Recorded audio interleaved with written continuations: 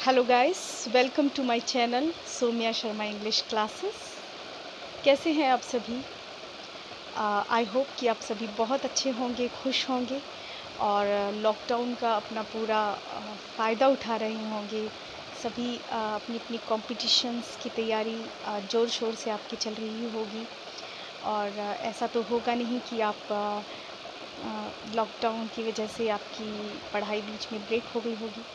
तो लगे रहिए आप और वीडियोस देखते रहिए यूट्यूब पे, अपनी बुक्स में शेयर करते रहिए लोगों से अपनी वीडियोस। एंड जैसा कि आपको पता है कि मेरा जो चैनल है वो इंग्लिश ग्रामर का है और इंग्लिश स्टडी से रिलेटेड है। तो फ्रेंड्स, मैंने अपनी वीडियोस की शुरुआत बहुत बेसिक से की है और मैं ये प्रयास कर रही हूँ कि सभी स्टूडेंट जो हैं वो इंग्लिश का बेसिक पहले समझें, क्योंकि कोई भी क्या होता है कि कोई भी कंपटीशन को फाइट करने के लिए आपका बेसिक जो है वो स्ट्रॉन्ग होना चाहिए। जब तक आपका बेसिक स्ट्रॉन्ग नहीं है, आप एडजेक्टिव के बारे में पढ़ रहे हैं, एडवर्ब पढ़ रहे हैं, कोई भी पार्ट्स ऑफ स्पीच पढ़ रहे हैं, लेकिन जब तक आपका बेसिक क्लियर नहीं है, आई डोंट थिंक कि आप किसी भी एग्ज़ाम को क्लियर कर सकते हैं। तो उसके लिए सबसे पहले आपको चाहिए कि आपका बेसिक क्लियर होना चाहिए और यही मेरा एक छोटा सा मैं जो ट्राई कर रही हूँ दैट इज़ कि मैं बेसिक से आपको समझा सकूँ इंग्लिश को। और एक एक रूल हम यहाँ डिफ़ाइन करेंगे। अगर मैं पार्ट्स ऑफ स्पीच आपको एक्सप्लेन करती हूँ तो पार्ट्स ऑफ स्पीच से रिलेटेड एक एक रूल मैं आपको बताऊंगी कि अगर मैं नाउन आपको एक्सप्लेन कर रही हूँ तो मैं बताऊंगी कि नाउन आपको किस जगह पर नाउन का यूज़ किस तरह से होगा। तो इस तरह से हाँ, मेरा जो आज का वीडियो है that is also about the noun. आज मैं इस वीडियो के द्वारा आपको बताऊंगी कि what is noun and what's are the kinds of noun and what's are the differences between the noun. So बने रहिए मेरे चैनल पे और मेरे चैनल पे ज़रूर देखिए मेरे वीडियोस, लाइक करते रहिए, शेयर करते रहिए एंड ज़्यादा से ज़्यादा सब्सक्राइब कीजिए मेरे चैनल को। और मुझे आप सबकी हेल्प की ज़रूरत है, क्योंकि बिना आपकी हेल्प के मैं अपने चैनल को ग्रो नहीं कर सकती और अपने वीडियोस को भी आगे शेयर नहीं कर सकती। So please subscribe my channel and don't forget to press the bell button. Thank you guys, let's move on the now. Thank you. Hello friends, कैसे हैं आप सभी? आई होप आप सभी खुश होंगे, बेहतर होंगे। तो हमारे इंग्लिश ग्रामर के बेसिक को आगे बढ़ाते हुए हम पार्ट्स ऑफ स्पीच में आज नाउन की स्टडी करने वाले हैं। What is noun? फ्रेंड्स, सबसे पहले क्वेश्चन आता है कि व्हाट इज़ नाउन? नाउन किसे कहते हैं? एक्चुअली हमने स्कूल लेवल पे एक डेफिनेशन, जो ट्रेडिशनल हमारी डेफिनेशन है, वो पढ़ी है कि noun is the name of person, name of place and name of thing. Is it noun? क्या यही नाउन है? क्या ये डेफिनेशन अपने आप में पूरी है, कंप्लीट है? I don't think it's complete, because अगर नाउन पर्सन, थिंग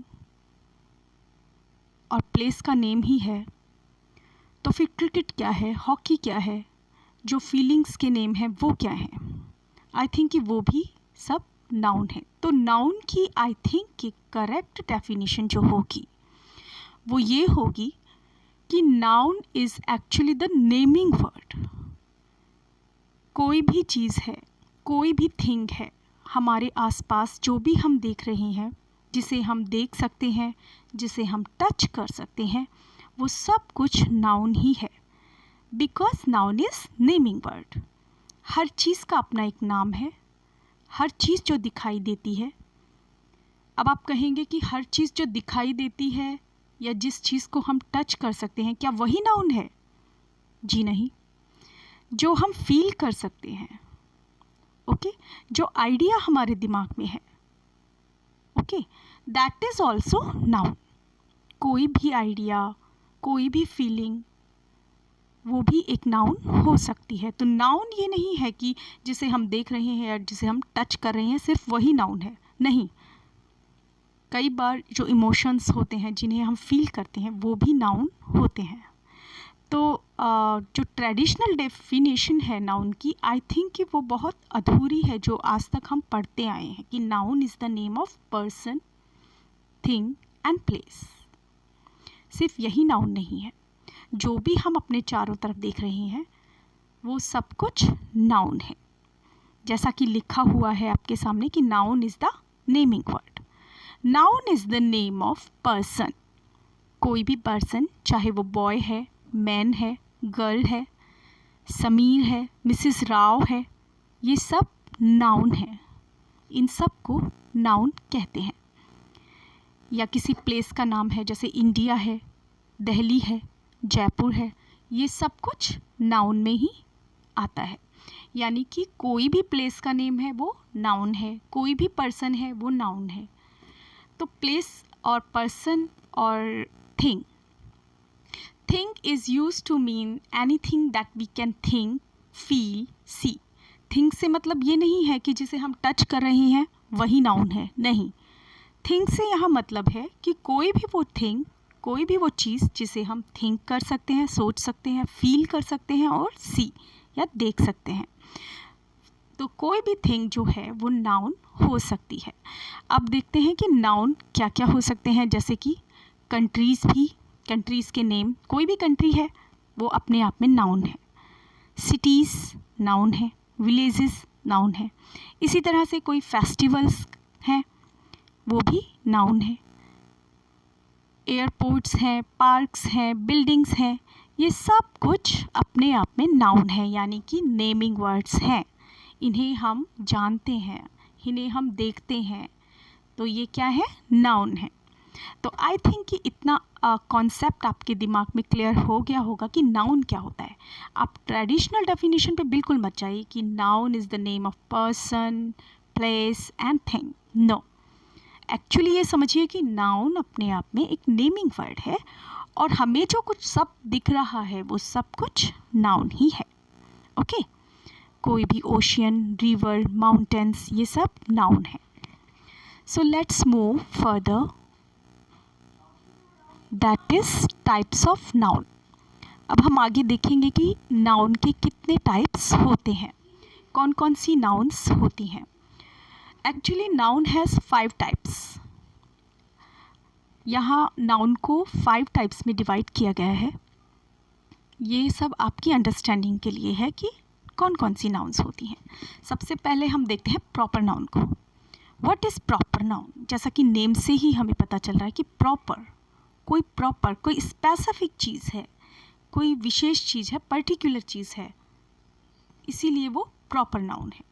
जैसे प्रॉपर नाउन में हम देखेंगे कि नेम ऑफ स्पेशल पर्सन, किसी स्पेशल पर्सन के नेम को, वो प्रॉपर नाउन होगी। जिस तरह से Ram and Tom, these are the name of persons.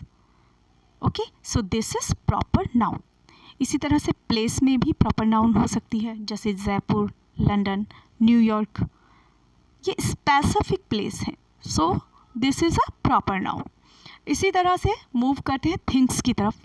Things में कुछ भी हो सकती है, जैसे Taj Mahal, sorry this is a place I think, so this is a name of place, so Taj Mahal, statue of liberty, so these are also the proper noun because they are name of place. Okay, now move on the second one, that is common noun. अच्छा, common noun क्या होती है? Proper noun में तो किसी specific person का name होगा, किसी स्पेसिफिक प्लेस का नेम होगा, ओके। लेकिन कॉमन नाउन में ऐसा नहीं है। कॉमन नाउन में क्या होता है? It refers to a person, place और थिंग इन जनरल सेंस। इसमें जनरल सेंस की बातें होंगी कि जनरली सबके लिए एक जैसा है, okay. It is not a special thing. तो ये ऐसा कोई पर्सन है, प्लेस है या थिंग्स है, पूरी जो ह्यूमन कम्युनिटी है उसके बारे में बताता है, जैसे human, king, sorry this is a place I think, so this is a name of place, so Taj Mahal, statue of liberty, king जो है वो जनरल सेंस में यहाँ लिया गया है, किसी किंग का नेम नहीं है, बल्कि किंग। किंग जो वर्ड है वो अपने आप में एक कॉमन नाउन है। बॉय, बॉय जो है वो अपने आप में कॉमन है। कॉमन क्यों है? क्योंकि किसी स्पेसिफिक बॉय का नेम यहाँ नहीं है, तो बॉय जो वर्ड हो गया वो कॉमन नाउन हो गया। इसी तरह से टाउन जो वर्ड हो गया वो कॉमन नाउन हो गया। लेकिन अगर किसी टाउन का नेम होता, ओके, तो वो नेम क्या होता? प्रॉपर होता। इसी तरह से सिटी अपने आप में कॉमन नाउन है। Doctor is also common noun. Doctor है, डॉक्टर का नाम नहीं है, ओके। चेयर है, chair is also common noun. Airport, ये सब कॉमन नाउन में आते हैं क्योंकि ये सब के लिए कॉमन है, किसी स्पेसिफिक चीज़ को ये नहीं शो कर रहे हैं, okay. Now let's move on this special table. I think this is a proper differentiation between the common and proper noun. Okay, one side is common noun and the another side is proper noun. Common noun जैसे कि boy, boy common है, man common है, woman, girls, ये सब common noun। लेकिन Sameer, Ram, Ronald, Mrs Rao, ये सब proper noun है। इसी तरह से कॉमन नाउन में डेज एंड मंथ्स होंगे, जबकि अगर हम इनके नेम ले देते हैं कि जैसे फ्राइडे, फ्राइडे किसी स्पेसिफिक डे का नेम है, मार्च किसी स्पेसिफिक मंथ का नेम है, तो मार्च और फ्राइडे हो गया प्रॉपर नाउन। इसी तरह से countries common noun, cities common noun, villages cities, villages common noun. लेकिन अगर हम इनका नाम बताते हैं, इंडिया एक प्रॉपर कंट्री हो गया तो proper noun, Delhi is proper noun and Rampur is proper noun. Festivals, अगर सेंटेंस में आता है फेस्टिवल्स तो वो कॉमन नाउन होगा, लेकिन अगर सेंटेंस में आता है होली, दिवाली, ईद, तो वो प्रॉपर नाउन होगा। तो इस तरह से आप इस डिफरेंस को आई थिंक कि समझ गए होंगे कि कॉमन नाउन क्या होता है और प्रॉपर नाउन क्या होता है। सो let's move on another noun. Okay, अब जैसे अगर सेंटेंस में है ओशियन, रिवर, माउंटेन्स, तो ये सब कॉमन नाउन होंगे। लेकिन अगर आता है इंडियन ओशियन, यमुना नदी, अरावली, तो ये स्पेसिफिक नेम हो गए, इसलिए ये प्रॉपर नाउन हो गए। Let's move on another noun, that is collective noun. अब आप सोचेंगे कि what is the collective noun. Collective noun क्या होता है? देखिए फ्रेंड्स, जब कोई कलेक्शन होता है हमारे सामने, चाहे वो पर्सन्स का कलेक्शन हो, चाहे वो एनिमल्स का कलेक्शन हो, चाहे वो थिंग्स का कलेक्शन हो, एक से ज़्यादा चीज़ें हैं और उनको कलेक्ट किया गया है मिला के, ओके। लेकिन वो एक यूनिट के रूप में शो हो रहा है, या एक उनको एक यूनिट के रूप में बोला जा रहा है, पूरा एक unit, okay, as a whole, okay.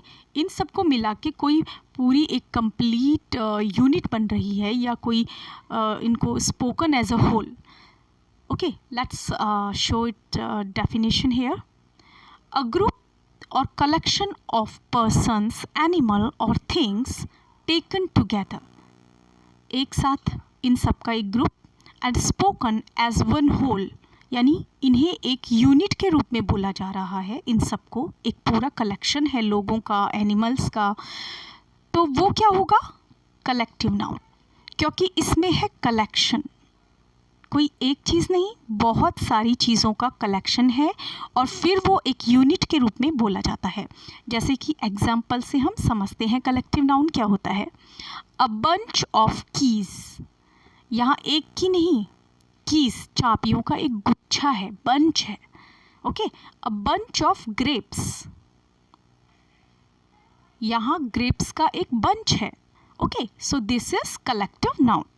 A crew of sellers, नाविकों का एक क्रू है, यानी कि कोई एक सेलर नहीं है, यहाँ बहुत सारे सेलर्स हैं और उनका क्रू है। A team of players, an army of ants, a bucket of flowers, flower अकेला नहीं है, फ्लावर को मिला के क्या बनाया है? Bucket. So this is a collection here, it is a collective noun. अब आप अच्छे से आई थिंक कि कलेक्टिव नाउन को समझ गए होंगे कि कलेक्टिव नाउन एक्चुअली है क्या।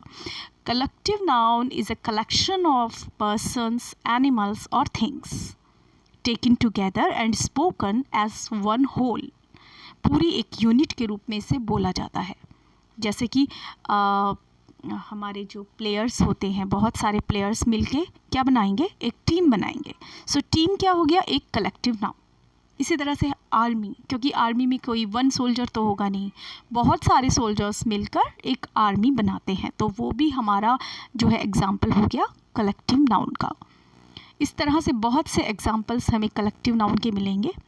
Let's move on the other. Number 4 is abstract noun. अब क्वेश्चन ये है कि एब्स्ट्रैक्ट नाउन क्या होता है। अभी तक हमने वो चीज़ें देखी जिन्हें हम देख सकते हैं, जिन्हें हम टच कर सकते हैं, उन्हीं नाउन के बारे में हमने पढ़ा। कलेक्टिव नाउन्स होंगी तो उनमें भी कलेक्शन तभी होगा, ओके, जब वो चीज़ें हमें दिखाई देंगी। तो इसी तरह से प्रॉपर नाउन में भी, और इसी तरह से कॉमन। लेकिन एब्स्ट्रैक्ट नाउन क्या होती हैं।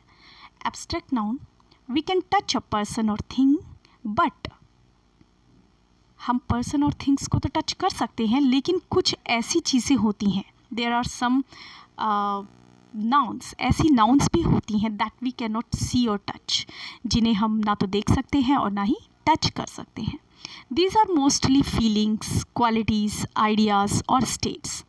इनमें मोस्टली क्या होता है कि फीलिंग्स होती हैं हमारी, ओके, हमारी क्वालिटीज़ होती हैं, हमारे आइडियाज़ होते हैं, और हमारी स्टेट्स यानी हमारी स्थिति होती है कि हम किस स्थिति में हैं। तो ऐसी कुछ नाउन्स होती हैं जो इन चीज़ों से रिलेटेड होती हैं, फीलिंग से, क्वालिटी से, आइडिया से और स्टेट से। तो इस तरह की जो नाउन होती हैं, जो हमारी भावनाओं से जुड़ी होती हैं, हमारी गुणों से जुड़ी होती हैं, हमारे सिद्धांतों से, हमारी स्थिति से जुड़ी होती हैं, वो सब नाउन्स एब्स्ट्रैक्ट नाउन कहलाती हैं। या उन्हें हम अब देखिए कौन कौन से ऐसे वर्ड्स हैं जो एब्स्ट्रैक्ट नाउन को शो करते हैं। फीलिंग्स में सबसे पहले हम एग्जांपल देखते हैं कि फीलिंग में जैसे कि लव जो है एक फीलिंग है, इसे हम देख नहीं कर सकते हैं और ना ही हम टच कर सकते हैं, लेकिन ये फीलिंग है, और लव जो है वो अपने आप में एब्स्ट्रैक्ट नाउन है। एंगर फीलिंग है, इसीलिए ये एक एब्स्ट्रैक्ट नाउन है। हेट एक फीलिंग है, एब्स्ट्रैक्ट नाउन। इसी तरह से क्वालिटीज़ में ब्रेवरी, गुडनेस, काइंडनेस, ये सब क्वालिटीज़ जो हैं एब्स्ट्रैक्ट नाउन में आती हैं। आइडियाज़ हमारे जैसे belief, trust, justice, okay, this is also abstract noun. States यानी हमारी स्थिति, चाइल्डहुड, पुअर्टी, यूथ, तो ये सब चीज़ें एब्स्ट्रैक्ट नाउन के अंडर ही आएंगी, क्योंकि हम ना तो इन्हें देख सकते हैं, ना हम इन्हें हम इन्हें फील कर सकते हैं, ना हम इन्हें टच कर सकते हैं, ना देख सकते हैं। सो this is abstract noun. I think कि आप अच्छे से एब्स्ट्रैक्ट नाउन का कॉन्सेप्ट समझ गए होंगे, और ये सभी चीज़ें फीलिंग, क्वालिटीज़, आइडियाज़, स्टेट्स, ये सभी हमारे एब्स्ट्रैक्ट नाउन के अकॉर्डिंग ही होंगे। Let's move on last noun, that is material noun. It's fifth noun. अब मटेरियल नाउन क्या है, जैसा कि नेम से ही हमें पता चल रहा है कि मटेरियल ज़रूर किसी मेटल या सब्सटेंस, किसी पदार्थ से जैसे कोई चीज़ बनी हुई है। अगर वो किसी सब्सटेंस से बनी हुई है, किसी मेटल से बनी हुई है, तो वो मटेरियल नाउन कही जाएगी। A material noun is the name of metal, substance which things are made of.